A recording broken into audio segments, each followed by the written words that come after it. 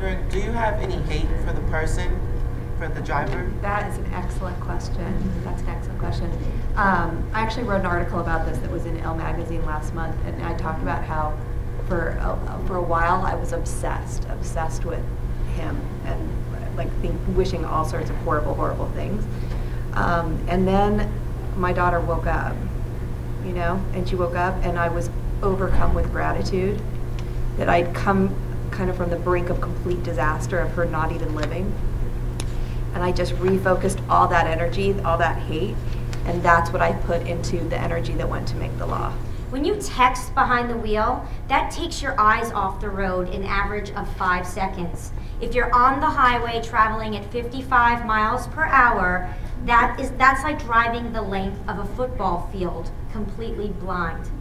Did you also know that if you text and drive, it's like driving after you've had 4 beers? It's actually more dangerous to text and drive than to drink and drive. The thing is that for 4 months last year, I drove up here every single night after work to visit my 4-year-old daughter who was in the hospital nearby at a place called Blithedale. And she landed in the ICU because she was on her way to preschool one day around lunchtime, and she was in a crosswalk on a green light, which is what we're all supposed to do when we're crossing the street, when a man in an SUV was barreling down the boulevard, and he saw a parking spot over on this side on a one-way street. And instead of inconveniently circling the block to try to get the parking spot, he broke about 3 laws. He reversed up the boulevard, he reversed through the crosswalk where my daughter was, and then he reversed the wrong way down a one-way street. His SUV collided with her head right here. She had a stroke, and the stroke destroyed 2/3 of the left side of her brain. She was in a coma for over 2 weeks, and she had to have half of her skull removed so that her brain could swell and heal. He was given a ticket. He never even called us. He never called us and apologized, never reached out to our family. And the NYPD was there immediately. In fact, there was a retired cop right on the corner who saw the whole thing, and gave him a citation as if he'd rolled through a stop sign. I reached out to some friends who work up in Albany and said, how would I change a law? It's one of those things that you expect people to laugh at you, but not only did they not laugh at me, but they set up meetings with certain key representatives. And the minute I told our story, they were immediately responsive. I think it's a record, I think, in how fast we had this law passed. From the day I went to Albany on April 16th to June 16th, when the law passed both houses unanimously, it was only 2 months. Back a year and a half ago, the White House and Department of Transportation had a conference on distracted driving. And they contacted us and asked us if we wanted to come. And we said, absolutely, this is a really big issue for our community.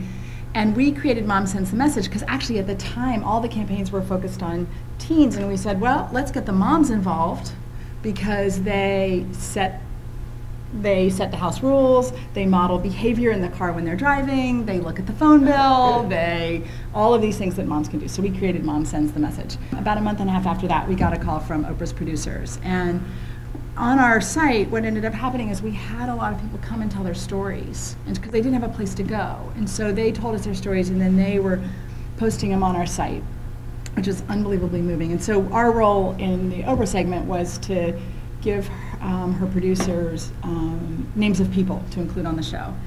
Every single family stood up and told their story of what happened. She said, I want to hear about the person you lost. And I'll tell you what, there was just sobbing. Guys, how many of us have your cell phone, right? Take out your cell phones, hold your phones up, right? Look at your last text message. Mine, this one's locked. Me, I walk around with 2 phones. Now look at that message and say to yourself, this is your message. Everybody looking at their messages? Yeah. Okay, look at that message. Now imagine you were driving. Is that message worth dying for? Is it? No, you laugh. Is it? How important was that message? It's not, right? You laugh about it. Most accidents are caused with the simplest things. You need to think beyond what is happening now. Well, I think the biggest thing is that don't get a false sense of security from the stuff that's in the cars that you think is going to protect you. Like, oh, I can text because my car will let me know before I bump into the car in front of me. That's not good. You need to trust yourself. The car is just there for added protection. So Volvo, for instance, has this 10-foot rolling sensor.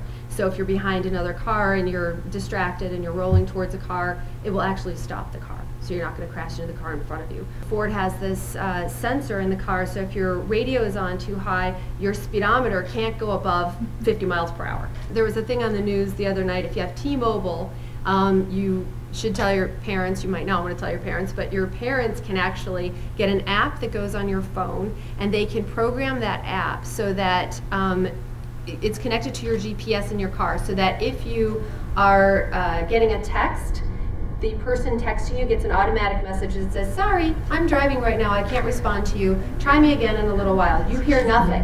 You hear nothing. But your parents can actually do that programming, and you're going to see way more of that. Your brain cannot process driving and focusing at the same time while you're having a phone conversation. It's scary dangerous to be the victim, and it's scary dangerous to be the person causing the accident. Elle's Law was my way of paying tribute to my little girl, who was so strong and so brave, and my hope was that no other families would go through what we've gone through. And that was At the back of the room, there is a banner where you can actually put your thumbprint, and you'll on the banner to pledge that you are not going to text and drive. And it's for parents and for teens. So please, everyone, we want you to do that.